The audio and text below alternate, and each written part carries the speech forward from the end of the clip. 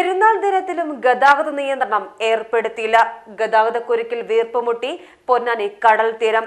വാഹനങ്ങൾ അനിയന്ത്രിതമായി ബീച്ചിലെത്തിയതോടെ കാൽനട യാത്രക്കാർക്കും ഏറെ പ്രയാസം അനുഭവപ്പെട്ടു.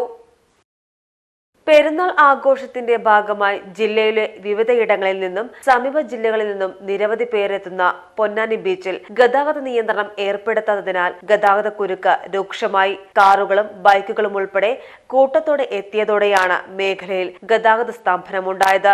അറബിക്കടലും ഭാരതപ്പുഴയും സംഗമിക്കുന്ന പൊന്നാനി കടൽ തീരത്ത് പെരുന്നാൾ ദിനങ്ങളിൽ ആയിരങ്ങളാണ് എത്താറുള്ളത്.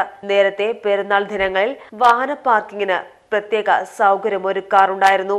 ഫിഷിംഗ് ഹാർബറിന് സമീപത്തെ ഡ്രൈവിംഗ് ടെസ്റ്റ് ഗ്രൗണ്ടിൽ വാഹനങ്ങൾ പാർക്ക് ചെയ്തതിന് ശേഷമായിരുന്നു സഞ്ചാരികൾ കടപ്പുറത്ത് എത്തിയിരുന്നത്.